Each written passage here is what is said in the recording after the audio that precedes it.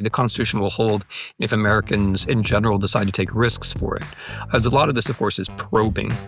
It's probing to see how Americans react. And if we get away from constitutional rule and towards some kind of modern tyranny, that will be a co-production where Americans have gone along. Welcome to WONK. I'm Amanda Lang. One thing you can guess that a global expert on tyranny probably doesn't want is to become mainstream, let alone a hot topic in his own country, any more than he might be glad that the focus of much of his work, Ukraine, would become so devastatingly central to the conversation about democracy.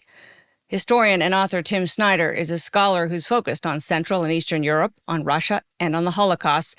More recently, he's written hugely popular books about the nature of tyranny and freedom, including On Tyranny and The Road to Unfreedom. His recent move to Canada with his historian wife, Marcy Shore, caused a stir. It seemed right out of a movie script. But the discussions with U of T and specifically the Munk School are apparently a couple of years in the making. And from his new perch in Toronto, Snyder is in high demand as someone who can help us make sense of what is happening in the world right now. Tim Snyder, thanks for being with us. Glad to be with you. I want to start with something a bit topical, but just diving right into the fear we have. I don't know if you saw Bannon on television talking about a third term for President Trump, but essentially saying they can bring the courts to heel, as they are doing, is the point he made. Is the Constitution of the United States enough to protect America from what's happening? Not on its own, obviously. The Constitution is an old piece of paper unless people choose to believe in it. And the Constitution is being, I would say, tested by those who don't. Bannon and others around the president have a different theory of power, which is that it has to do with an individual, right? What the Germans call the Führerprinzip, that Trump ultimately derives his authority from what they see as the will of the people, which he directly represents. This is a fascist idea, and I think it should be named as such. But no, the Constitution won't do it on its own. The Constitution will prevent this if courts apply it, if they hold the president and people around him in contempt. The Constitution will hold if Congress sees fit to pass laws, which in general Republicans don't do anymore. So if you would have to defect and form a new majority, the Constitution will hold if Americans in general decide to take risks for it. As a lot of this, of course, is probing. It's probing to see how Americans react. And if we get away from constitutional rule and towards some kind of modern tyranny, that will be a co-production where Americans have gone along. Going along seems to be what a lot of people are doing. We've seen it. One of the most shocking things actually for me, maybe it's because I'm a business journalist, but was watching some of the big CEOs, the tech bros that we've come to know them, lining up in advance. And it was obey in advance, the number one risk that you identified On Tyranny of the 20 things that you talk about. Obeying in advance seems to be something that big business is doing. The law firms are now doing in a flurry. And it seems as though, of course, other Republicans in Congress are doing. What could stop that once that sort of notion of we have to fall in line even before we're asked? How do we walk that back? Yeah, I'm going to start by making some distinctions among the people that you're talking about, because when we talk about the tech bros, the people in Silicon Valley take different positions. And there are plenty of people in Silicon Valley who believe in democracy and who support Kamala Harris. But the specific tech bros that we're talking about, the ones who are close to the White House, who are close to the regime, these aren't people who are obeying in advance. These are people who are deliberately destroying democracy because they believe that's the right thing to do. So Elon Musk is not obeying in advance. Elon Musk is taking part in a calculated campaign of state destruction designed to create the space for oligarchy and fascism. So it's important to call things by their name. I was talking about Jeff Bezos and people who are a step removed. Yeah, no, exactly. One has to make these distinctions. So with Bezos basically, became Exhibit A in obeying in advance when he killed his own newspaper's endorsement of Kamala Harris in October of 2024. And then when he set an editorial line personally along the lines of we must support personal liberties and free markets, which of course is self-contradictory because freedom isn't the thing you say it is. Freedom is the thing that your writers actually want to express. And then when it comes to businesses and some of the universities and the law firms, you have a very good point. And it's puzzling because it's not just a moral failure. It's also a strategic and probably ultimately a financial failure as well. Because if you can't find the means to resist once, you're going to have to concede not just once, but twice and infinitely. And if you can't band together with other people in your own profession, then all of you are going to get picked off one by one. I mean, of the list of things that you identify, of the 20, it's chilling because I would say about a third of them are prescriptive and a third of them are warnings. Of the third that are warnings, most have happened. The one that hasn't happened is a collapse into a one-party state, which I guess when we talk about a third term for Trump, we're talking about something along those lines. So let me just ask you the tyranny question. Is America sliding into tyranny? Is this, I mean, obviously we're on some kind of path, but what the rest of the world wants to know is, will it be stopped? What's your expectation based on what you know and understand? Mm-hmm. Yeah, you're very kindly referring to On Tyranny, and the way that the book is constructed is that the 20 lessons are meant not just to be prescriptive, but also to describe an arc. And so one can debate how far along we are. The one, just kind of as a footnote, the one that hasn't happened this Trump term that I'm really worried about is the terrorist attack, because these guys they've fired everybody who was competent. They replaced them with a bunch of cosplayers at the top of the relevant security institutions. The second and third tiers down have been purged, and below that there have been a lot of firings and resignations, and an atmosphere of demoralization. And you have this total focus on, you're putting the entire energy of the security state on deporting like one El Salvadoran guy who committed no crime. Right, that's where all the energy, all the attention is right now, and so there's this strongman rhetoric, but there's actually a hollowing out of the state in the sense that the state should actually be protecting us. So the thing that I'm worried about at the moment is that precisely because they've hollowed out the state, and they were at much greater risk for something coming in from the outside. Like, Americans are very self-absorbed, like we're focused on ourselves and our government, but there are actors inside our country and outside our country who would like to do us damage, and this government is creating opportunities for that. So when you ask like what's going to come next, you can't predict it perfectly because it partly depends upon things like that, like the unanticipated stuff. Even if there isn't a terrorist attack, which God forbid, of course, there's so much now in motion inside the US that how it's going to bounce off one another is really hard to say. But I would put it this way. We are definitely facing a regime whose end point is the weakening of the state as the defender of the rule of law, and which wishes to use the state to deter and to punish opposition. We're facing people who don't have basic constitutional axioms in their mind, but who have some kind of notion of personal rule and who admire foreign dictators. Yesterday, in the White House, we had the president of El Salvador who was greeted as a friend because he's a dictator with concentration camps. A few weeks ago, we had the president of Ukraine in the White House who was treated as someone to be despised because essentially because he shows the courage to be at war to defend a democracy. That shows you the general trajectory, but it's not at all foreordained, right? They're experimenting, they're trying things out, they're seeing how Americans are going to react. So I still have a great deal of hope that we'll react in the right way. So I want to take a couple of pieces of that. One of them is a lot of us inside America and outside have hopes pinned on the process. So the midterms, for instance, walk me through what you understand about the voter suppression tactics and I think what you've called the violent tactics of this Republican group, because I don't think a lot of Canadians really understand the depths of that and how important it is. Okay. I didn't want to dodge your question about the one-party state, and this is related to that. So the Republican Party, in its present incarnation, and it has been different things in the past, and one may hope it'll be different things in the future, but in its present incarnation, it's addicted to voter suppression.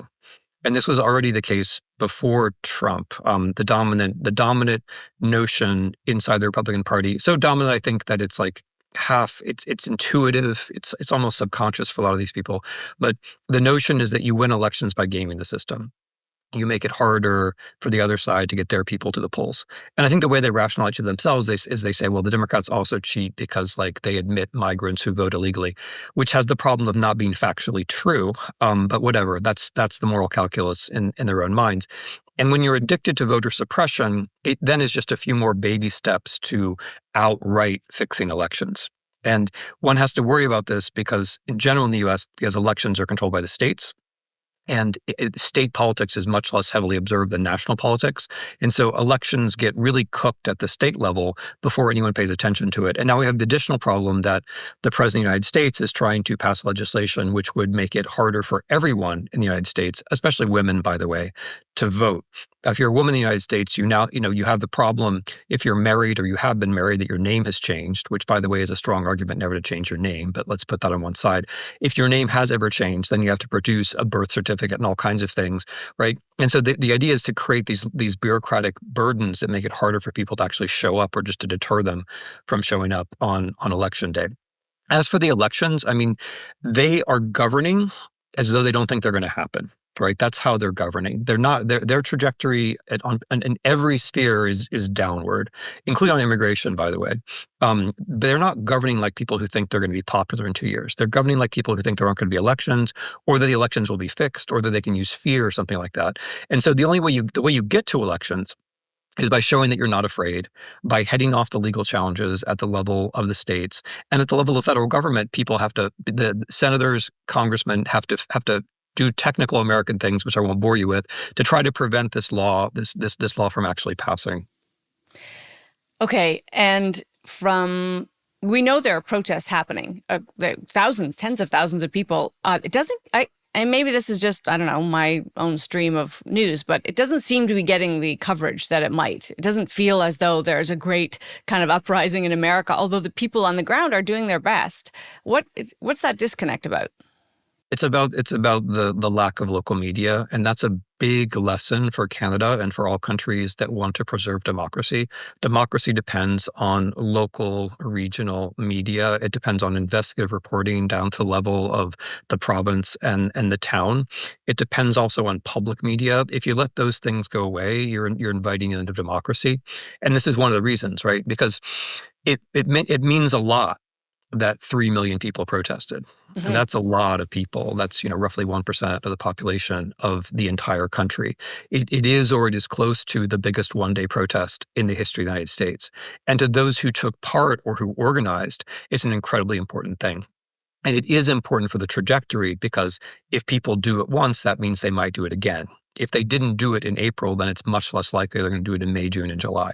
But as there is more to protest, we will now have the practice, the procedure, the habit of protesting, which is very important.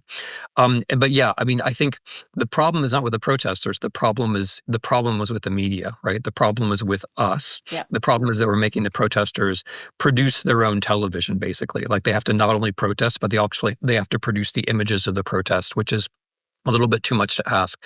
And in the US, we have this specific problem that we regard media as something that people do by like reading a script in front of a camera. We've kind of lost the habit that it's somebody with a microphone, like running out to North Dakota or Iowa or whatever, and actually following the story. We've been trained to think that it's just like, it's just the talking heads, and we've gone very far down that line. But the protests are in any event significant. And the problem is, the problem is also with the mainstream media, like, that the Times did not do a great job with these protests. The people that you might hope would do a better job didn't do a great job with these protests. But nevertheless, they're real, and in some sense, this creates the possibility that potential for positive surprise. Like Americans are not we're not doing well, but we're not doing as badly as it might appear, right? Because 3 million people going under the radar is a pretty significant thing to go under the radar. No kidding. So I guess in that, and there are so many lessons for Canada and other democracies that want to preserve this. The problem with the media, of course, predates this administration, even Trump 1.0. Our business model is broken. We have a lack of support, but we're also, of course, not trusted any longer. And in this environment, public support for media often means government support for media, and that, of course, exacerbates that lack of trust. We don't want Trump media, and some Canadians don't want government-funded media of any kind because they just feel as though that is necessarily biased. Do you have advice for the media of how to reclaim that territory? As you say, somebody standing in real time, just recording events, not with a point of view, not with a bias, but just there.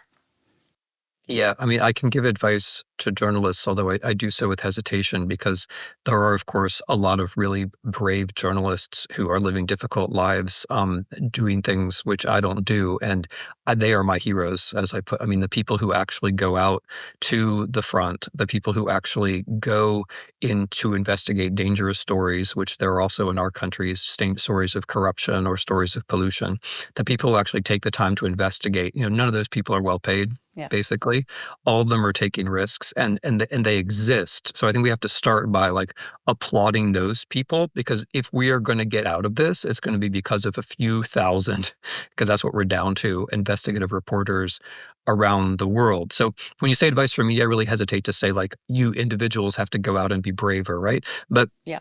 I can say that the thing that we need is a structure in which it pays to be a reporter, right? In which this is a dignified job. And you can't get there without some kind of policy. And the policy, I mean, the policy should be based on the notion that there are things that are a public good, right? Like it's a public good to have, air that you can breathe, or water that you can drink, or food that doesn't poison you. And having just reporting, whether we like it or not, right, is something on a given day, we're not going to like all the reporting. Just like on a given day, I'm not going to like eating my broccoli, right? And on a given day, the polluter might not like to be regulated. But all in all, it's a good thing and a necessary thing for a democracy to have local reporting. You have to think about it as a public good, and make the case that it's a public good, right? And then you have to start locally. Like if you're a central government or provincial government, there's a vicious cycle in which, as the media becomes more commercial, more centralized, more virtual, it also becomes less trusted. Mm-hmm. And for reporters to be trusted, they have to actually be physically present, which doesn't mean they're the most popular person in the community, as you well know, but at least they're physically present. They're a human being. They're in the places that their readers are in, right? And then that's a different kind of distrust. It's not the media as an abstraction. Like it's my local reporters who I don't think they didn't give my son enough credit for the victory in that hockey game. Yeah. Like it's that level of distrust rather than something far away and distant. And the other thing which only governments can do is tax social media, right? You can tax the platforms at some tiny percentage that they'll never know of, and you can use that to fund generously an entire local media infrastructure. Canada is trying to do that with a digital services tax that is now going to be under massive attack in a trade war. Media is one piece of it. What's your other advice to a country like Canada to avoid sliding into this kind of troublesome area? Yeah, no, that's a really good question, because there's the bits, on Tyranny, which we were talking about before, is largely a book about how people should behave Mm-hmm. when they're facing adversity. And that's useful. And you can't get by without the individual acts of courage. And you can't get by without citizens who have some kind of moral commitment, who have some notion what the country is supposed to be all about, who have some sense of normality, which is why Don't Obey in Advance is lesson one. But at the same time, like that's the level of the individual. But then there's also the level of the structure. Like, what do you do to look out ahead so you don't have to get into the game, which unfortunately we Americans are, where it's like the debate is, as you and I started, what lesson of on tyranny are we on? Like, how far along are we? And so as you say, regulating the platforms is part of it, not just to raise money for local media, but because the platforms favor lies over truth. And you just can't, you can base, their political system is based on lies, but they're called tyrannies. So if you want a tyranny, then you should let social media just do its thing. But if you don't, if you want a democracy, if you want to have rights, if you want children to have some kind of future which resembles a life of freedom, then you have to regulate the platforms. You have to demonopolize them. You probably have to have your own platforms, but you have to keep them under control. Another is wealth inequality. That's a huge problem in the U.S. That wealth inequality crushes the future. And you can't do democracy without a future. Wealth inequality is radically inconsistent with social mobility. And when there's radical wealth inequality, extreme wealth inequality of the kind that we have, the oligarchs also capture the conversation and they fill up the future with their own daffy ideas, like that they're going to live forever or they're going to go to Mars or whatever it is, like whatever stupidity, right? Yeah. Because because they're so rich, they're allowed to be very stupid and no one's allowed to say so. And being that rich puts you in a situation where actually you can develop stupidity, like you can ramify stupidity to a capacity that other normal people can't. But then that captures the conversation. And rather than having 1,000 possible good futures for Canada or America or your country, instead, like you have a few middle-aged guys who are just hovering, like just kind of breathing heavily around the future and fogging up the windows and making it impossible for anybody to see outside, basically. So wealth inequality is the other big one, in my view.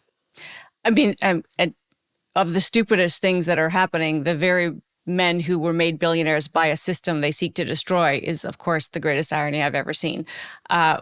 When you list those three things, I hear three really big, insurmountable problems. Maybe not insurmountable, maybe that's the wrong word, but problems we've been aware of and have a hard time tackling is the potential upside of this terrible time in our, at least in our continental history, that we actually have the will to tackle. Do you see that? Do you see anything in Canada that gives you some idea? I know you're new here, but some idea that we have new conviction around these things. Yeah, I mean, I would want to proceed very delicately there because my basis for comparison is really limited. But I could start by saying that it's refreshing to find in Canada clarity about what happens in the United States. We spend a lot of time in the U.S.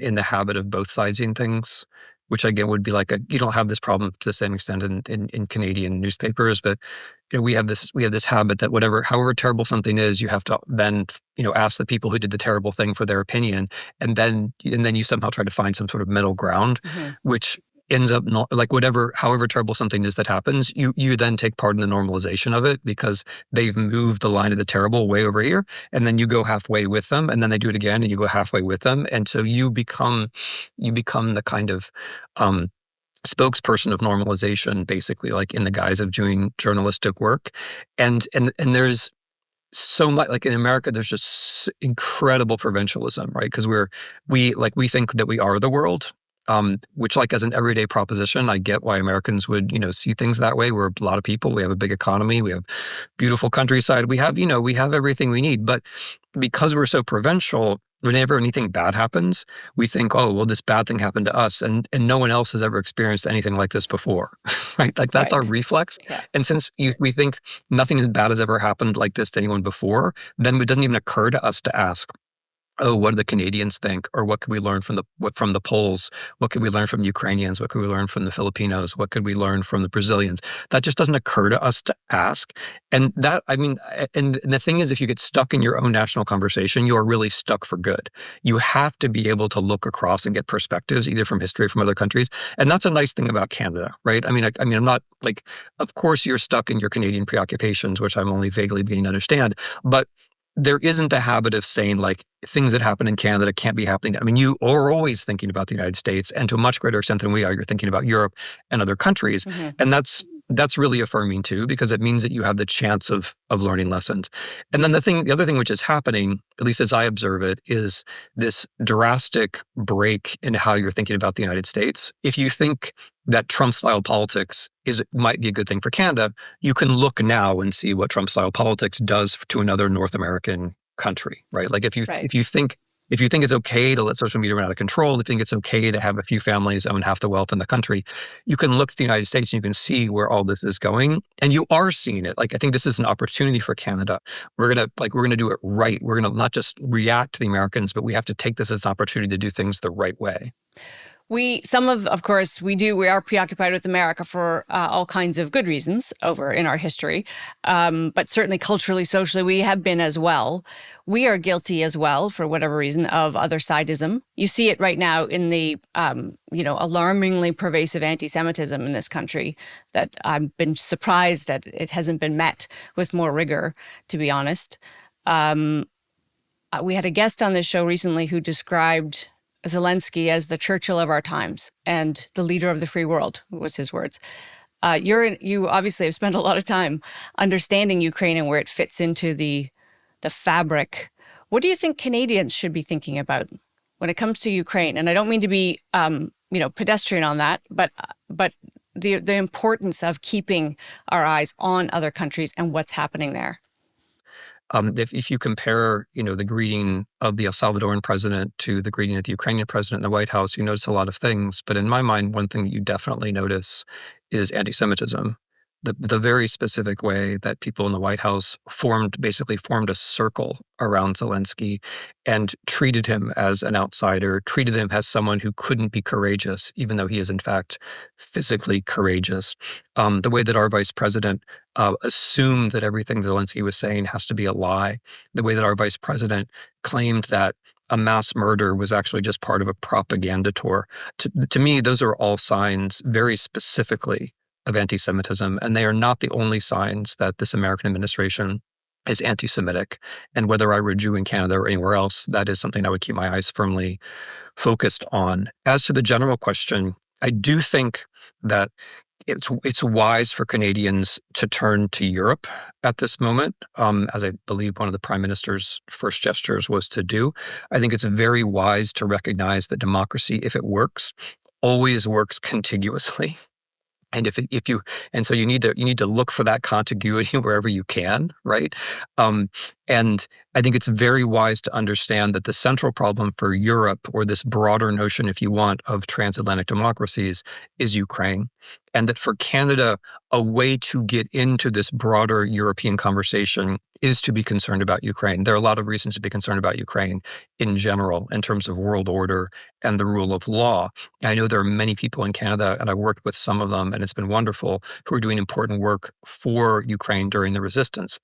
But in terms of Canada's own interest in inserting itself into the problematic of Europe, or that big collection of democracies, getting ahead of the game on Ukraine would be one way to do that. One of the things that's clearly observable in this country, for all that we might think we're, better and different, and at least we're not the U.S., a real kind of pulling back on things like foreign aid, on interest in sending troops elsewhere, things that historically Canada has really played a role in, an outsized role given its size. It seems to be there's a new movement. And I don't know whether it's on the right of the spectrum. It feels broader than that foreign aid is a waste of time. And we're already seeing, of course, the evidence that the U.S. pull back on foreign aid from Africa to South America will have long-lasting repercussions. China fills the void. Russia may fill some voids. What would your message or advice be to Canadians about actually putting our money where our mouth is when it comes to the world? Yeah. I mean, I think that I feel like that relates to the previous question, because of course Canada has limited resources, and there are places where resources right now could make a decisive difference. And one of those places is Ukraine. Ukraine's not the only place in the world where there's suffering, but it is a place where matters can tip one way or the other, and how they tip is very significant, because the disaster there is not a natural disaster. It's a political disaster, which is being brought about by a country, the Russian Federation, which is actively trying to destroy democracies, not just militarily, but by way of its media, by way of its foreign policy.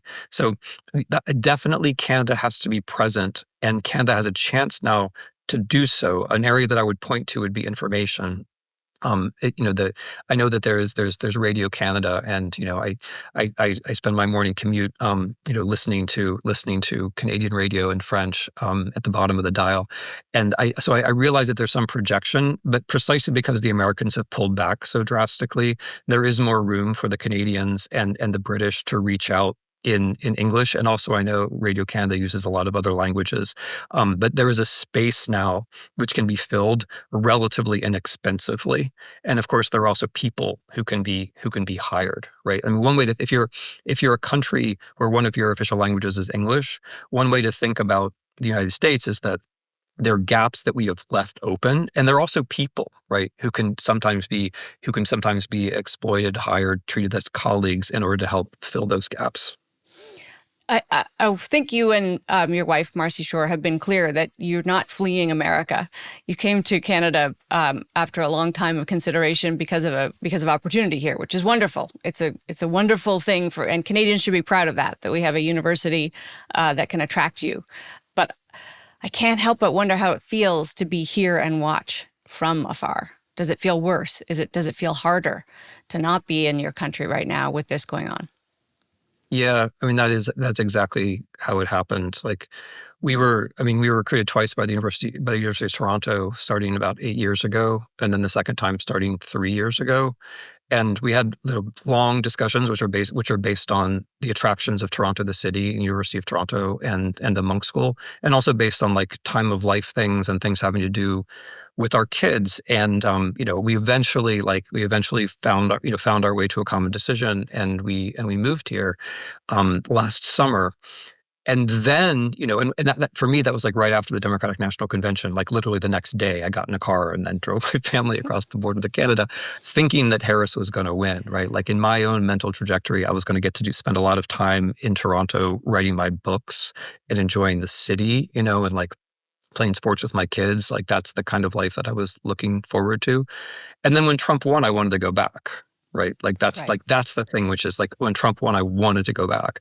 And so we sort of compromise on this where like so you asked me what it's like to look at from afar. I've spent a lot of this time, as my bosses in the University of Toronto know very well. I spent a lot of this time in the United States, right before the election. I was there doing campaign work pretty much down to the last minute. And then I've been to the US multiple times since then. I've been working on organizing. I've been working with American NGOs the entire time. I've been working on political strategy the entire time. So I can't really say I see it from afar. And for me, of course, like I spent roughly half my adult life in other countries, and the way that I see America depends upon having history, but also having the perspective of other countries. So I just see it as 100% helpful to like go back and forth and to listen to Canadians, and to try to get other perspectives on what's happening in my country. So it's been, I mean, I would say about Canada that it's been affirming to be here because there's a lot less static about what's actually happening in the United States. It's also affirming because it's easier to think of positive projects, especially in the areas that I'm concerned with, like democracy, right? So in the US, we've got to be reacting, we've got to be organizing, we have to be protesting, we have to be finding our voice as a civil society. Whereas in Canada, one can think institutionally one or two or three steps ahead. One can think about organizing centers. One can think about learning from other countries, as we were talking about before. One can think about a systematic use of the negative lessons of the United States. When one has time to prepare institutions, one has time to think conceptually about all of this, which is one of the things, as it turns out, I hope to be doing at the University of Toronto. I do want to touch on one thing before we finish, and that is we glanced at it, but Canadians may not know.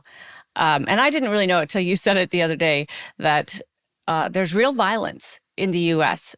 that political opponents are facing genuine violence, not sort of bullying tactics and lies that are then masqueraded as truth, but literal violence. Just talk about that a little bit because to me it goes to what the rest of the world should understand about what Americans need right now. You need our support in very real physical way. I'm not going to go down and protect Josh Shapiro's house, but we might need to. It might actually come to a level where we actually need to move our bodies, as you say, in on tyranny. That's a really kind thought. One of the things I've noticed about Canadians, and again, this is anecdotal, but like I've spent much of the last quarter century living in New England, and Canadians have this at least in the conversations I've had, they've had this very idealized vision of New England. Like it's all about the skiing, and it's all about the fall foliage and like the beautiful little towns. And that's a nice image of New England, and I love it. I love New England too. I'm really happy there. But it tends to overlook like the school shootings, and it tends to overlook it tends to overlook the really tough times that big cities in New England, like New Haven and Hartford, have had. And so the U.S. is just, I mean, I'm not saying Canadians don't know this because I know you do know it and you treat it as a difference, but like the level of everyday violence is just a lot. is just a lot higher. And then the thing to which you're referring is I think, a pretty new kind of political violence where, and as you say, it has largely gone under the radar, where the current president um, it tries to intimidate not so much his political opponents outside, but the ones inside. The Republicans who have voices who can't be counted on to follow his lead, he's treated them as enemies and he's initiated stochastic violence against them, such that the ones, people like Liz Cheney or Adam Kinzinger, with whom I might not agree on every policy, but who clearly had their own voices, and clearly were patriotic, like had a loyalty to the country rather than to a single man, those people get primaried. They're no longer in Congress. And then other people just, our congressional terms are only 2 years. And so our Congress turns over very quickly, and people just choose not to run because they're afraid for their spouses, they're afraid for their children. They just don't want to take that risk.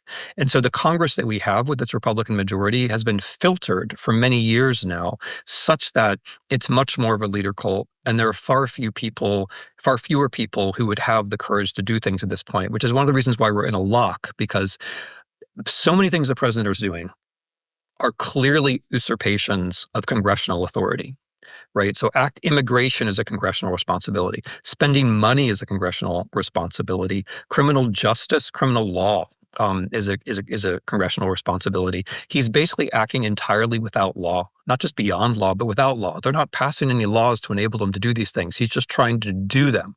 But the difficulty that Congress has in reacting is that in that thin Republican majority, almost everybody inside that thin Republican majority doesn't have a notion that it's possible to do something besides obey the leader, right? There's some of them, but they haven't shown their heads yet. Like if we had half a dozen of them, they could form a majority. Like in a parliamentary system, you would think this was trivial, I think, right? Like, of course you could, you'd have some small party that could tilt from one side to the other. But in our, in our somewhat dumb two-party system, you'd need 6 or 7 Republicans to move over to actually pass any laws to constrain this president. So the violence, so thank you for the kind words. Like it's true that there are people there's a bit more of a sense of a threat than one might see from abroad. But it's also true that the violence directly expresses itself in the difficulties you see in resistance at the top level of the federal government.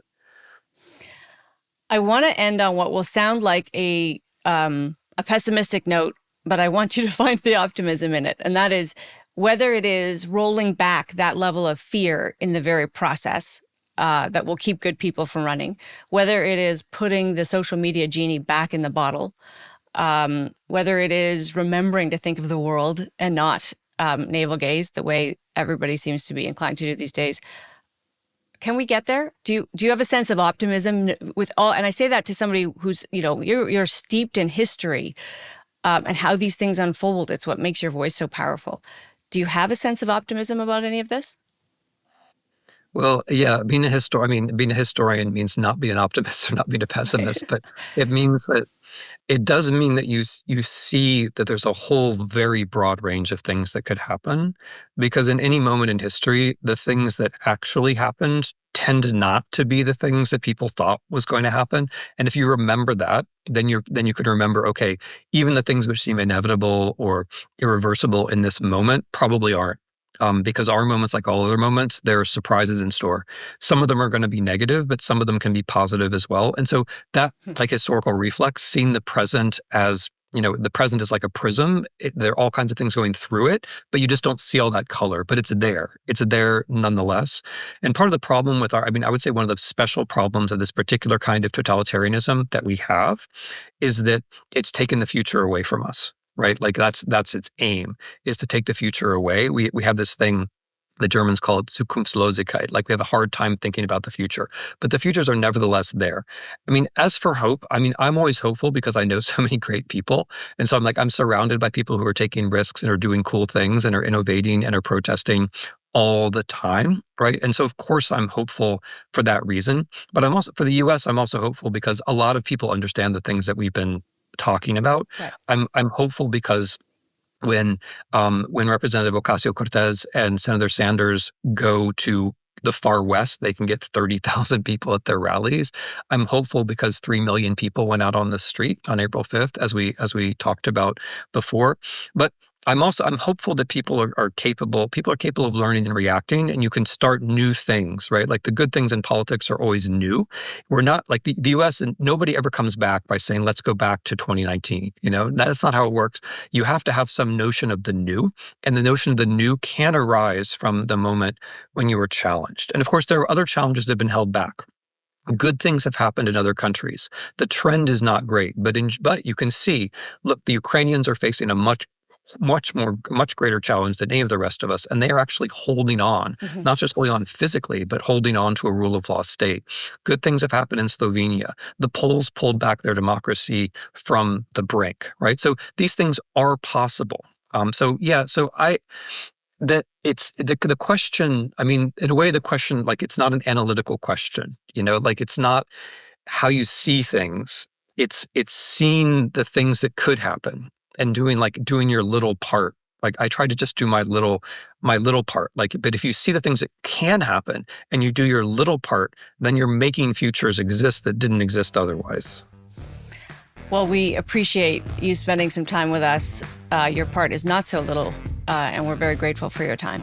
Tim, thanks. Very glad. We've been talking with Tim Snyder. Before you go, here are 3 things we think are worth watching this week. The full platforms from the 2 leading political parties are now available for review and comparison. And what the Liberals and Conservative plans have in common may be more striking than how they differ, namely, an embrace of deficit spending and some very rosy assumptions about how government revenue will grow. But since a record 7.3 million Canadians voted before they saw one of these platforms, maybe it's safe to assume no one cares? Meanwhile, a meeting of IMF and World Bank officials this week included some grim forecasts for world growth. Even in the absence of a drawn-out trade war, the IMF sees global growth slowing, now projected at 2.8%. And if that sounds decent from a Canadian perspective, global growth of 2.3% is considered recessionary. It's the second slowest growth since 2009, and Canada wasn't spared either. We are now seen growing at 1.4% this year and 1.6% next, and that's not even the worst-case scenario. There were dire warnings from some of America's biggest CEOs this week. In a private meeting in the Oval Office, execs from Walmart, Target, and Home Depot reportedly warned that they are weeks away from empty shelves and rising prices as tariffs on China hit their supply chains. Coincidentally, Trump's White House began walking back the tough talk on China, instead musing about making a deal. That was good for stocks. It would be even better if some of these big CEOs used their big soapboxes to speak out publicly against tariffs, but we suppose that would require big courage. That's WONK for this week. Thanks for being with us.